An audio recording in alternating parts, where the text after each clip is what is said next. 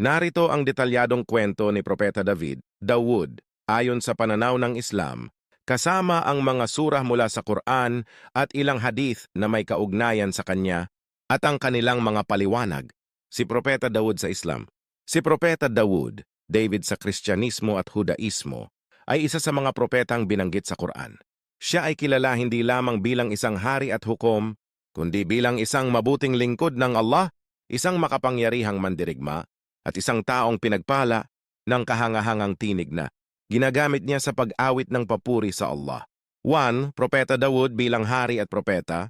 Si Dawud ay kilala bilang isang banal na pinuno na pinagkalooban ng karunungan at husay sa pagpapasya. Siya ay naatasang maghari at magpatupad ng hustisya sa kanyang pamayanan. Sa Quran, binanggit ang tungkol sa kanyang mga tungkulin bilang propeta at hukom sa Surah Sad 20:36. O Dawud, katotohanan kami ay nagtatalaga sa iyo bilang tagapamahala sa lupa.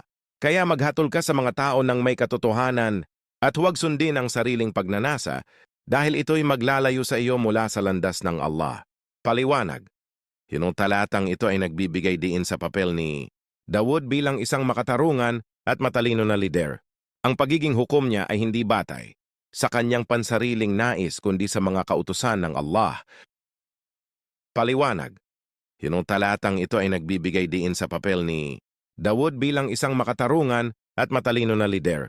Ang pagiging hukom niya ay hindi batay sa kanyang pansariling nais, kundi sa mga kautusan ng Allah. 2. Labanan kay Goliath, Jalut. Si Dawud ay unang nabanggit sa Quran bilang isang kabataang mandirigma na nagwagi laban kay Jalut, Goliath. Sa Surah Al-Baqarah 2:49-51, ikinuwento kung paano nilabanan ng hukbo ng Israel, si Jalut at ang kanyang malakas na hukbo, at kung paano ginabayan ni Allah si Dawud na talunin ito. At pinatay ni Dawud si Jalut at binigyan siya ni Allah ng kapangyarihan at karunungan at itinuro sa kanya ang kanyang nais. Paliwanag.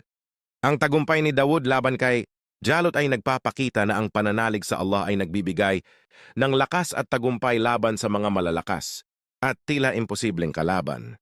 Ipinakikita rin nito ang plano ng Allah na palakasin ang mga matuwid sa kabila ng kanilang kahinaan.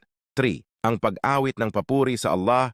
Isa sa mga espesyal na biyaya kay Dawud ay ang kanyang kahangahangang tinig na ginagamit niya sa pag-awit ng mga salmo, psalms, ng papuri kay Allah. Sa Surah Saba 34:10-11, sinabi, "At katiyakan, aming ginantimpalaan si Dawud ng biyaya mula sa amin, o mga bundok, umawit ng papuri kasama niya at gayon din ang mga ibon." Paliwanag. Dito makikita na kahit ang kalikasan, bundok at ibon, ay naguukol ng papuri kay Allah kasabay ni Dawud. Ang kanyang tinig ay simbolo ng pagiging masunurin at mapagpasalamat na lingkod ng Allah. 4. Ang kakayahan sa paggawa ng bakal. Binigyan din si Dawud ng kakayahang lumambot ang bakal upang makalikha ng mga sandata at kagamitan. Ito ay binanggit sa Surah Saba 34:10-11. At aming ginawang malambot ang bakal para sa kanya. At sinabi, "Gawin mo ang baluti at ayusin mo ang mga singsing nito, at gumawa ng mabuti. Katotohanan ako ang nakakakita sa inyong ginagawa." Paliwanag. Ang kakayahang ito ay isang tanda ng biyaya ng Allah sa mga propeta. Ipinapakita nito na ang paggawa ng mabuti at produktibong gawain ay isang paraan ng pagsamba sa Allah. Theme, ang pagsubok kay Dawud. Sa Surah Sad 38:21-25, isinasaad ang kwento ng dalawang lalaki na lumapit kay Dawud upang magpahusga. Sinubok dito ang kakayahan ni Dawud sa pagpapanatili ng katarungan.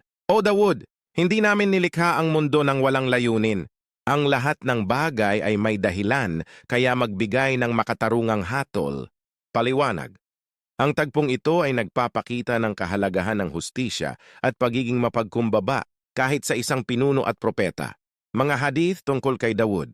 1. Ang pag-aayuno ni Dawud. Ang pag-aayuno ni Dawud ay itinuro bilang ang pinakamainam na uri ng pag-aayuno. Sinabi ni Propeta Muhammad SAW, ang pinakamainam na pag-aayuno sa paningin ng Allah ay ang pag-aayuno ni Dawud. Siya ay nag-aayuno sa bawat ibang araw. Sahih Bukhari, Hadith 3:40. Paliwanag. Ipinakita ni Dawud ang balanse sa kanyang pagsamba at buhay. Ang pag-aayuno niya ay sumasalamin sa kanyang katapatan, at tiyaga sa pagsamba sa Allah. 2. Ang panalangin ni Dawud. Ayon kay Propeta Muhammad, si Dawud ay kilala rin sa pagiging masipag sa pagsamba, lalo na sa pananalangin sa kalaliman ng gabi. Ang pinakamainam na panalangin ay ang panalangin ni Dawud. Natutulog siya ng kalahati ng gabi, nananalangin ng ikatlong bahagi, at natutulog muli sa ika-6 na bahagi. Sahih Bukhari, Hadith 100. Paliwanag, ang pagsamba ni Dawud ay nagpapakita ng kanyang dedikasyon sa Allah. Ang kanyang halimbawa ay nagpapaalala na ang pagsamba ay dapat maging bahagi ng ating pang-araw-araw na buhay. Konklusyon, si Propeta Dawud ay isang huwaran ng pananampalataya, katarungan at sipag sa pagsamba. Ang kanyang kwento ay nagtuturo ng kahalagahan ng pagtitiwala sa Allah, pagiging matuwid na pinuno at paggawa ng mabubuting gawain. Ang mga talata at hadith tungkol sa kanya ay nagdadala ng maraming aral na maaaring maging gabay sa ating buhay. Follow and share to get latest Islamic teachings and lectures. May I know where country are you from? So I can mention you to my next video. Inshallah. Thanks for watching. Jazakallahu khairan. It's me, Legendary.